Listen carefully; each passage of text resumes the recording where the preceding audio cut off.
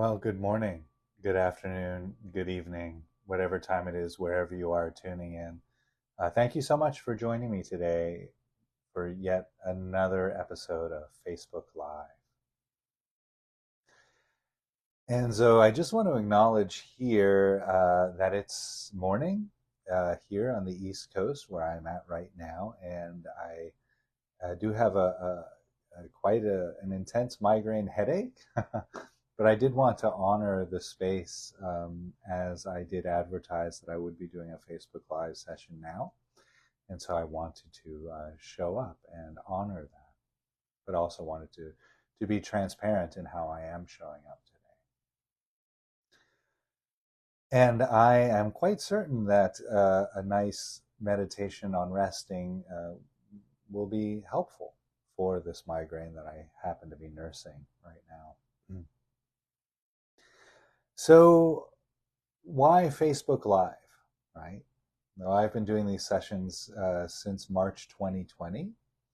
And I really, nowadays, I carve out once or twice a week for about a month to offer Facebook Live sessions as a way of leading up to an online meditation program that I'm offering. And this is no different. A talk on resting as a way of leading into an online meditation program called Resting in a Non-Reactive Space. And so I just want to speak a little bit about the actual program, and then I'll get into the topic today.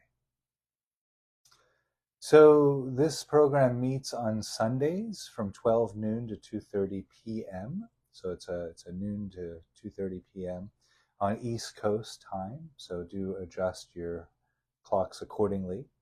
And this runs from October 1st to December 17th. So there are 12 sessions in total live. And the meetings occur over Zoom, and they're recorded, but the recordings are only made available to the retreat participants. And so I offer that so that people can make most of the live sessions or a few of the live sessions or none of the live sessions. It's really up to the participant and where your comfort level is and how much bandwidth you have in your schedule to do the sessions live. Now, that being said, none of the offerings are pre-recorded. I show up live on the call, and I do a lot of interaction with the people who can make the sessions live. And I think for me, that's one of the distinguishing characteristics between what I offer and what many, many other facilitators and teachers are offering, is that everything that I do live. I interact live on the call with the participants and so forth. So the fee for the 12-week offering is $119. Spaces are limited. I try to limit the enrollment to 15 to 20 people. And that's so that we have this kind of an intimate cohort environment so that people feel very free and open to share. As meditation, particularly resting meditation, I find that really can bring up a lot of things. And so it's helpful to cultivate a safe container that we can all share and reflect in. And so that being said, there's a confidentiality agreement that we all enter into at the beginning of the program together so that we can hold that space of safety for each other. Everything that I offer within a trauma-informed framework. I've done quite a bit of studying with the experts in the field of trauma, such as Dr. David Trelevin, Dr. Peter Levine, Dr. Pat Ogden, Gabor Mate as well, who are experts in the field. And I try to design the courses in such a way that people with any degree of trauma can feel safe and open to engage in the practices. That being said, also, I'd like to mention that everything that I offer is offered in a sectarian, non-religious format. So everything, all of my training, or 95% of my training is in the Buddhist tradition. But I don't offer it from a Buddhist lens. I don't offer these teachings from a Buddhist lens, but from a sectarian lens. So for more information about the online program coming up, that is at my website, www.suchsweetthunder.org.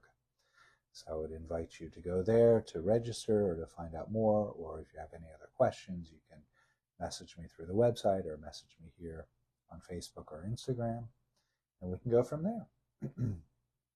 So again, that's Resting in a Non-Reactive Space, October 1st to December 17th, from 12 noon to 2:30 p.m. on Sundays. Okay. So the topic at hand, resting. So perhaps moving into this topic with a quote from the psychologist and Holocaust survivor, Viktor Frankl. And this is a very often used quote in mindfulness circles. The quote is, between the stimulus and response, there is a space. And in that space lies our freedom and our power to choose. In that space lies our freedom and our power to choose. And so resting in a non-reactive space is the process of first finding that space between the stimulus and our response, and then cultivating the ability to rest in that space. So we locate, we find, we sense, we feel the space in between what's happening externally and our response, or what's happening internally in our mind and our response to that. And then cultivating the capacity, the ability, the skill to rest in that space. And this deep, radical quality of rest is really dependent on a very deep understanding of impermanence. We all know that everything changes, but we tend to hold that knowledge cognitively. And we don't allow ourselves to feel the truth of impermanence in an embodied somatic way. And that recognition really begins with this phrase, everything that arises ceases. Everything that arises ceases. In fact, in the first discourse that the Buddha ever gave, he taught to 5 disciples, 5 students. And he gave this, beautiful teaching on the 4 Noble Truths, the Eightfold Path, which I won't get into here now, but if you're interested, the discourse is named The Discourse which set the wheel in motion. So you can check it out. It's a 2 or 3 page discourse. And at the end of the discourse, one of the disciples stands up, Kadanya. Kadanya stands up and he exclaims very loudly and proudly, everything that arises ceases. And the Buddha said, yes, you are awakened. You have understood the teaching. And then it goes into this whole mythological dialogue about how Kadanya's third eye opened and light shone out of his forehead and all of the rest of it. But the important part, at least the important part from the perspective of this talk, is everything that arises ceases. And so when you think about how much of our reactivity is engaged in the spirit of getting rid of something, right? We get angry because we want to get rid of something, right? We get frustrated because we want something to be different somehow, right? We feel sadness because life's unfolding is somehow not what we expected. And these emotions of anger, of frustration, of sadness, those emotions are not bad or wrong, but they are entry points into reactivity. And so the idea is cultivating this way of resting so that the frustration can show up. Everything that arises ceases, so we can continue resting.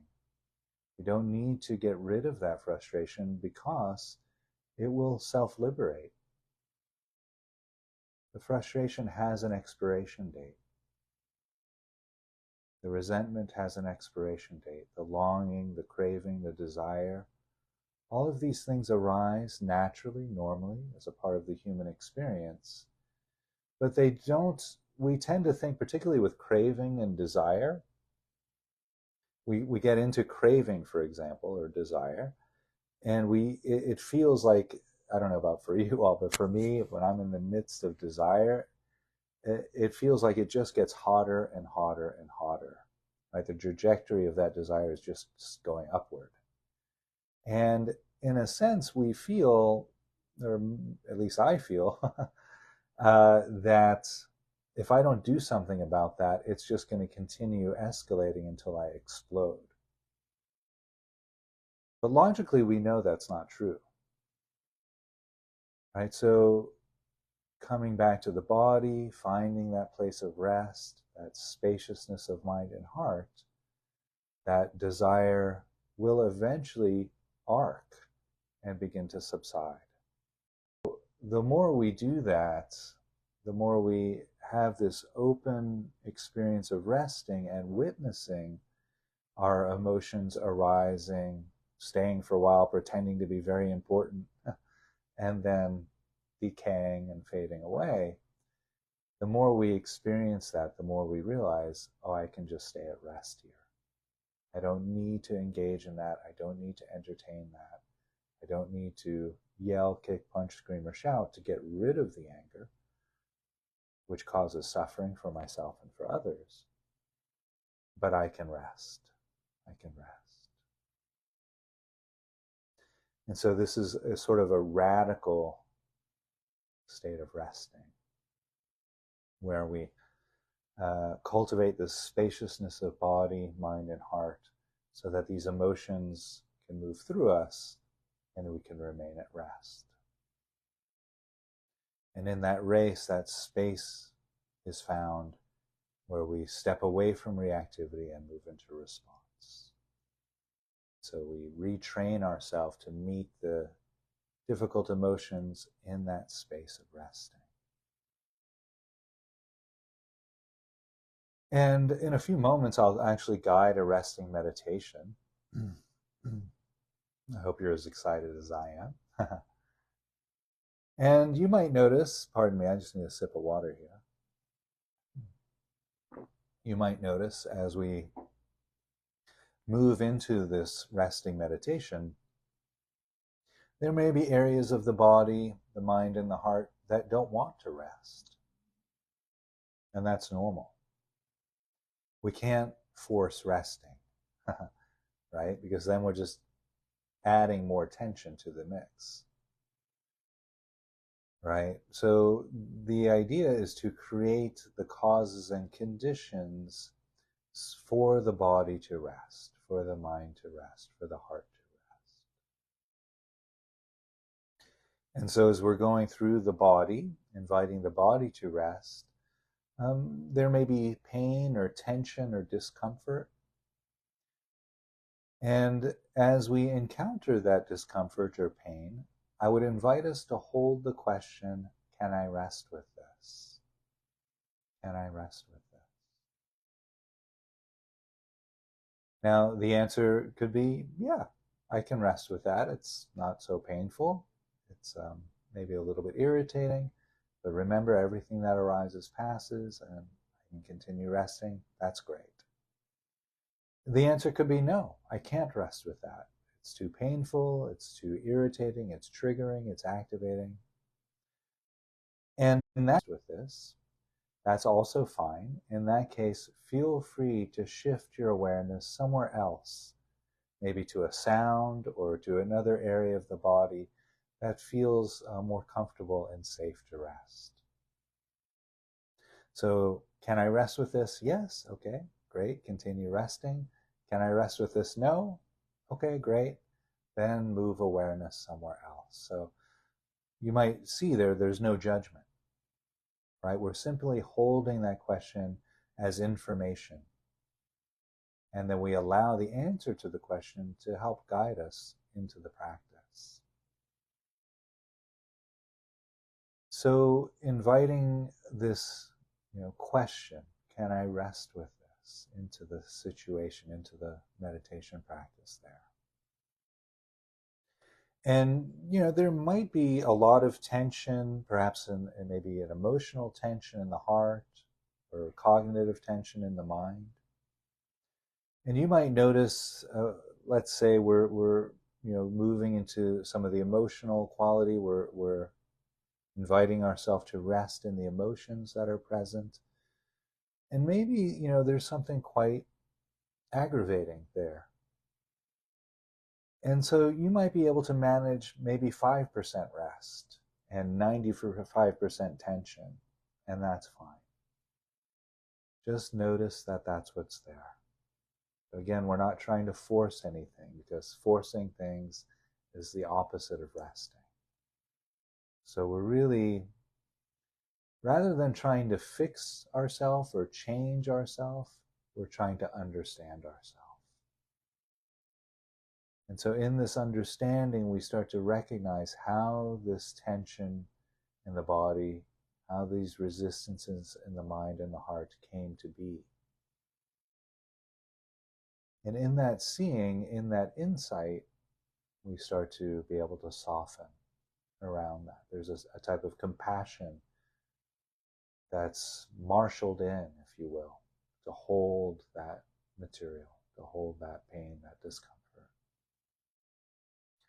Now, I'm going to get much deeper into working in this way in the 12-week course. And today is just a short Facebook Live session, so I'm not going to unpack all of working with discomfort and challenges now. But I did want to offer a little bit to that as we move into the meditation here. So as we go through the meditation, we will be moving through the body, inviting the body to rest. We'll also be moving into the heart and the mind, inviting the mind to rest, inviting the heart to rest. So really cultivating this deep quality of rest. And that's it. And we'll keep circling back around through those three areas of our experience: body, mind, and heart. Resting, resting. Now, there is one phrase, too, that I tend to use, and this comes from the Tibetan master, Gampopa. Oh, is it? No, sorry, the Tibetan master Tilopa, the Dzogchen master. And Tilopa says, not entertaining the past, not pursuing the future, not dwelling on the present, could make anything happen. So just rest. Not entertaining the past, not pursuing the future, not dwelling on the present. We don't need to figure anything out or make anything happen. Just rest. And if you really are into working with these practices, you might write that down and put it somewhere visible.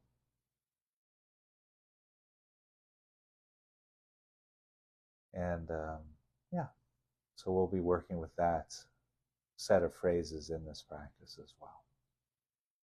So if you would, take a few moments to get into your most comfortable meditation posture, whatever that might mean for you. And this can be done lying down if you wish, but you might be in danger of falling asleep. And so in that case, I would advise a more upright posture, some posture that sort of symbolizes wakefulness and energy, and at the same time allows us to relax and rest. And do feel free to change postures mid-practice if that's helpful and supportive. And also would like to mention that you could do this with your eyes open or closed, however you're comfortable. So in a few moments' time, I'll ring the bell and I'll guide us in. We'll do this for about 15 to 20 minutes. Enjoy the practice.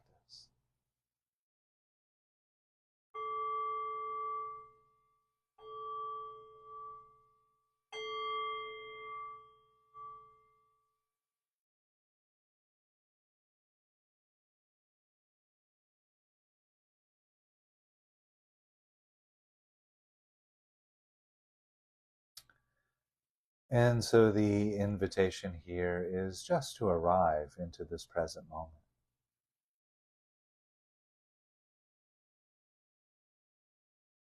And there are many ways of arriving and connecting to the present moment. And for this practice, perhaps starting with the experience of the body.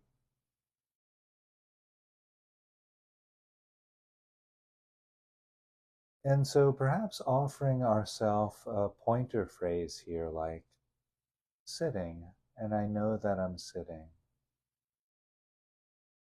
as a way of connecting to the felt experience of the present moment. Or if you're lying down, and I know that I'm lying down.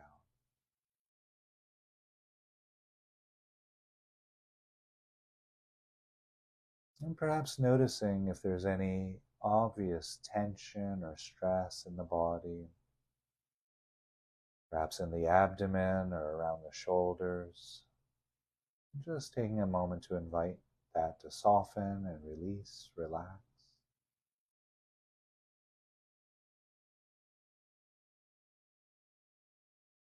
And if it's helpful and supportive, you might take a deep breath here.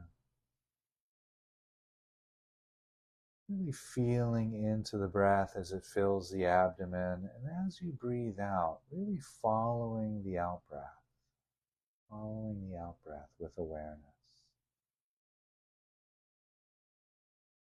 And as the out-breath ends, just rest awareness in the gap at the end of the out-breath. And I'll guide a few breaths like this. If your breathing doesn't match mine, that's fine. Please go at your own pace. So when you're ready, when it feels good to do so, breathing in nice and deep into the abdomen. And as you exhale, resting awareness on the out-breath and finding the gap at the end of the out-breath before the in-breath. And rest there.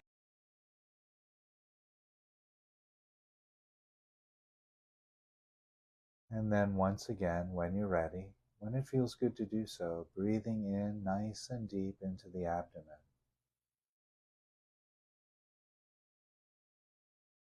And resting awareness on the out-breath, finding the space at the end of the out-breath.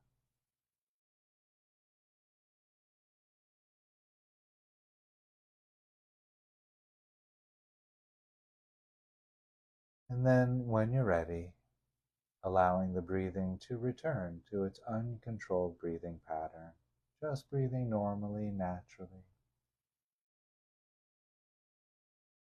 Perhaps noticing the rising and falling of the abdomen, the expanding and contracting of the rib cage with each breath. We might notice the shoulders rising on the in-breath and falling on the out-breath.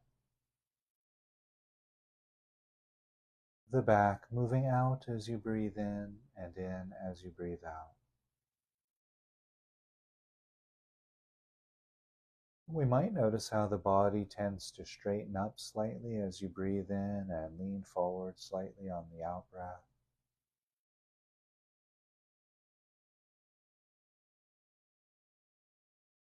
And perhaps noticing how the temperature changes from cooler to warmer at the nose, and perhaps the back of the throat with each breath.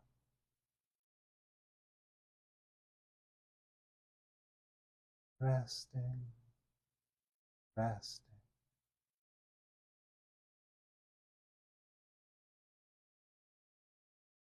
And so while we're here resting with this present moment experience, the invitation then is to bring awareness to the feet. And perhaps noticing the contact of the feet against the floor or the ground or the carpet. Or if you're wearing shoes, noticing the shoes against the feet. Inviting the muscles in the feet to relax, grow soft, rest.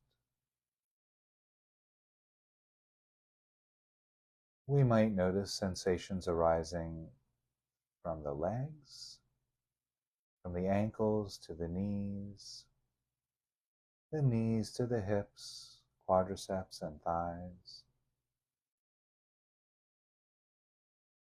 Perhaps we might notice a type of tingling or tension, tightness, softness, warmth, smoothness or roughness, pressure, pulsating, whatever's there.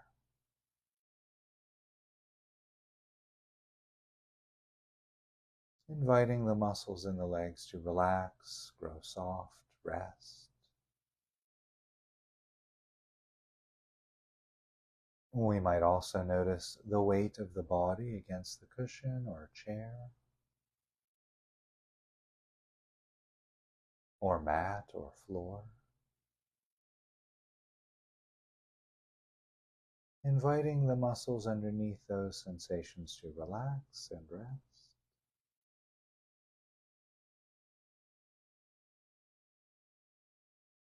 And while we're here resting, the invitation then is to bring awareness to the hands and the arms.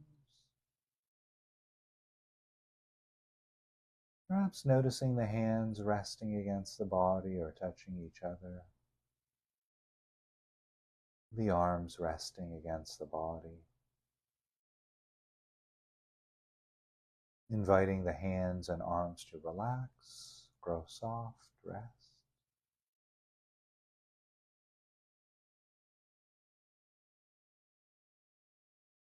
And while we're here resting, the invitation then is to bring awareness to the back, the lower back, the middle of the back, the upper back.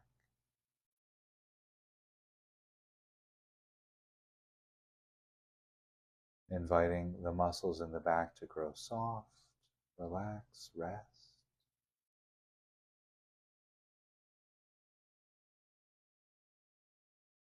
And perhaps once again noticing the rising and falling of the abdomen with each breath.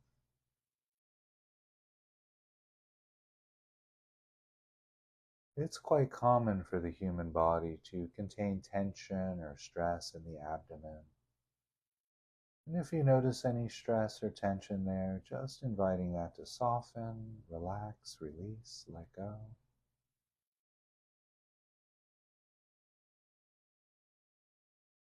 Perhaps noticing too the rib cage expanding and contracting with each breath.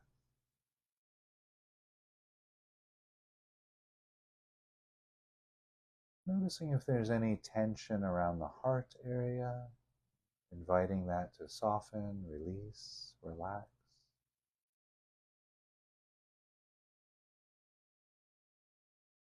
Perhaps the shoulders, inviting the muscles in the shoulders to grow soft, unwind.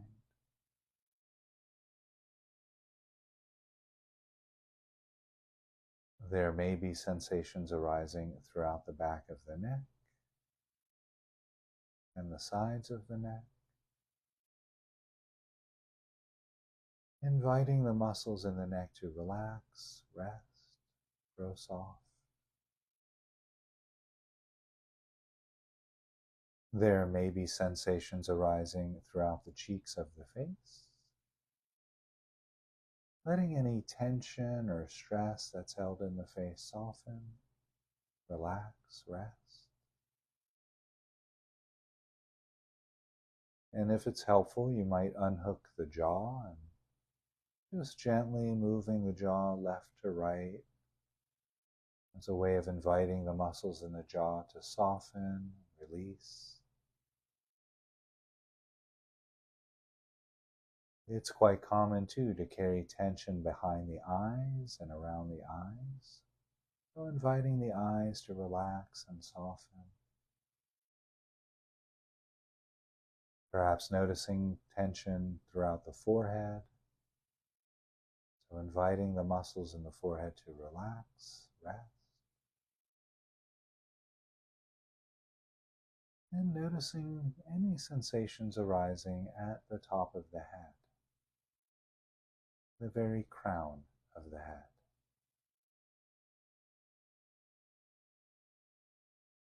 Resting, resting.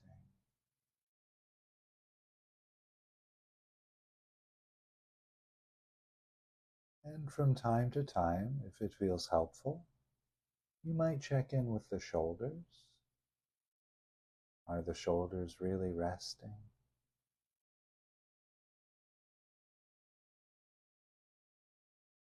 Checking in with the abdomen. Is the abdomen really at rest?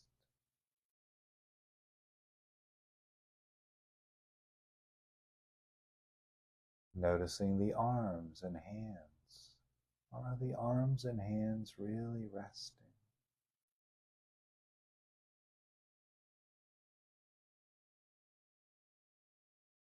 Checking in with the back. Is the back truly at rest?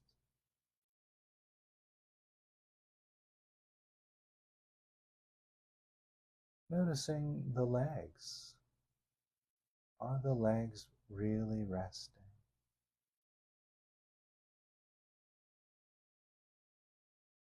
Noticing the feet.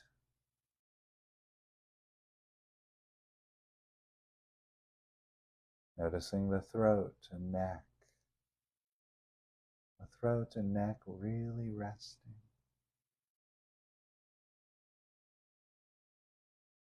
Noticing the face, the jaw and the face really at rest.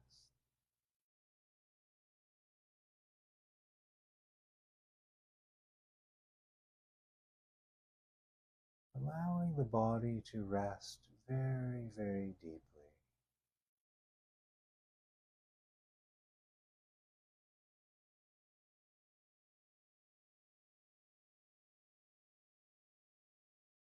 And if there's areas of the body that arrive as particularly painful or triggering or activating, holding the question, can I rest with this? Can I rest with this?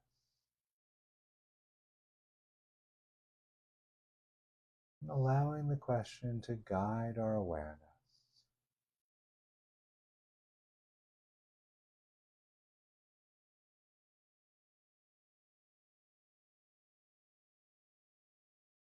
And while we're here resting, the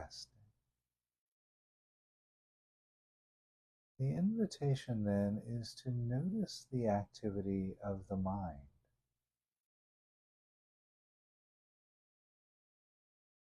Observing the thoughts in the mind the way we might observe fish in a fish tank. Looking into the aquarium of the mind.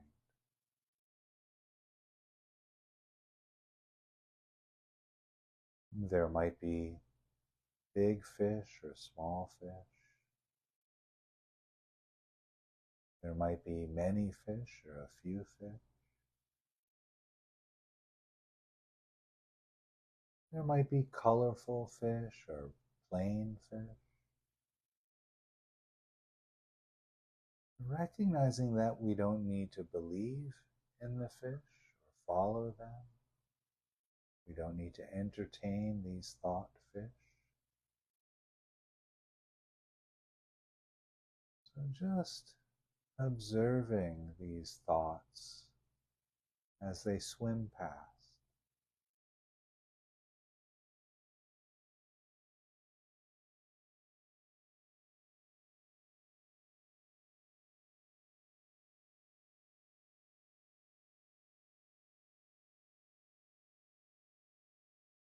And as we observe these thought fish, the activity of the mind, you might notice the mind tends to grow quiet.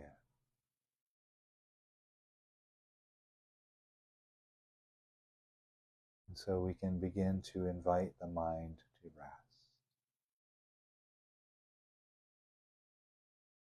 calming the mind.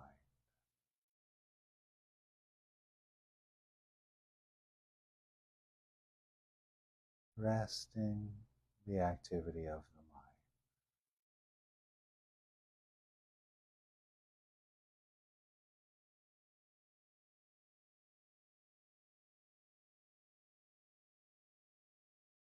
Inviting the resting mind to match the resting of the body. So peaceful,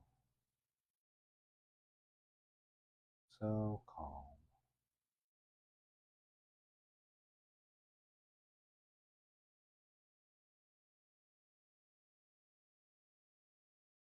And we might include emotions and feelings.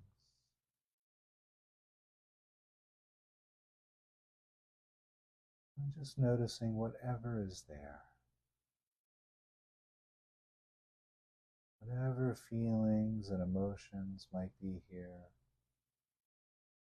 Acknowledging that these will arise and eventually they will pass. And so we can remain at rest.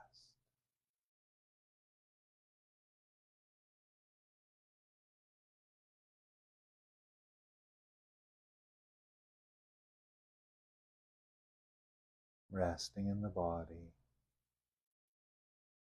resting in the mind, resting in the heart.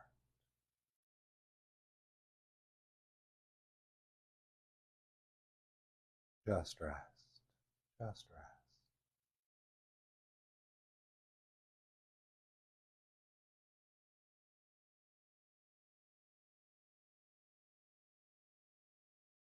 And if you should find you get distracted by thoughts while we're here resting, just remember that that's normal. The mind will want to think. Noting the thoughts thinking, gently letting the thoughts go, and returning back to the present moment. Resting, resting.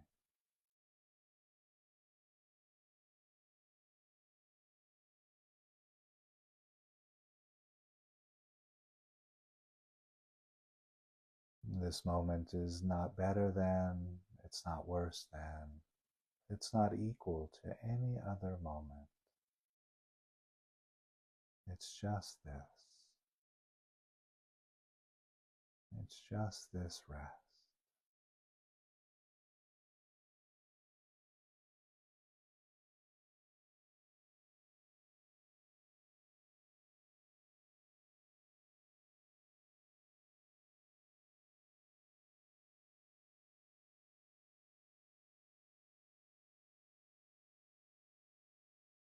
Not entertaining the past, not pursuing the future, not dwelling on the present. We don't need to figure anything out. We don't need to make anything happen. So right now, just rest. Just rest.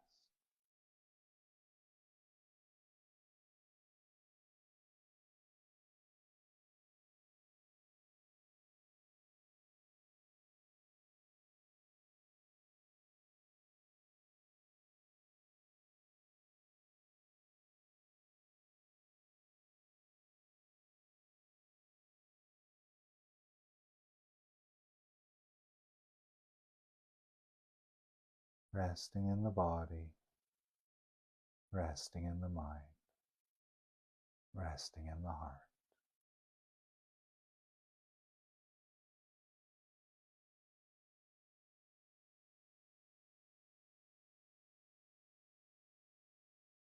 Not better than, not worse than, not equal to any other moment. It's just this, just rest.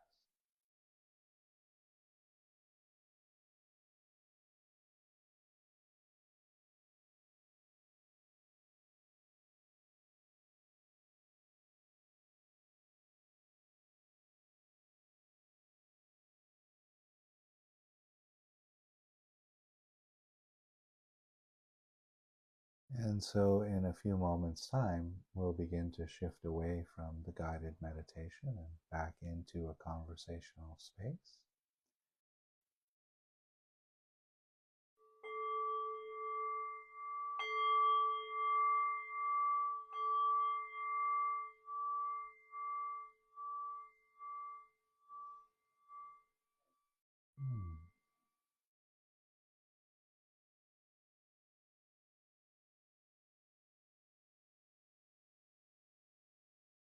And so if your eyes were closed and you want to come back from the practice, you might open them now and just kind of look around the room and taking in all of the shapes and objects, the colors, the shadows, the light.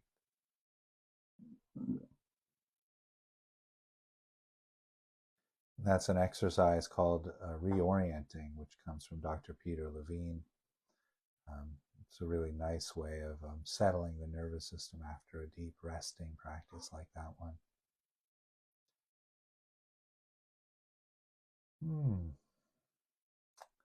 So I think we'll leave it there. I don't really have anything much else to say, and if I do, I'll be doing another one of these in a week. So hopefully you'll join me there or then. And yeah, maybe sign up for the program if you're curious and if this practice was helpful and nourishing for you, and you'd like to explore some more of that and go deeper and deeper and deeper into this possibility of resting in this space of non-reactivity. Yeah, which for me is really the whole driving force behind any type of contemplative practice, is really this cultivating this ability to move through our life in a space of non-reactivity. So really this course gets to the heart of the matter. So I hope you'll join me there. Again, to register for the course, it's suchsweetthunder.org, or you can simply message me through Facebook or Instagram and let me know if you want to sign up. Hope to see you there or here next week. And have a great day, have a great night, and I'll ring the bell to close us out. Thank you so much.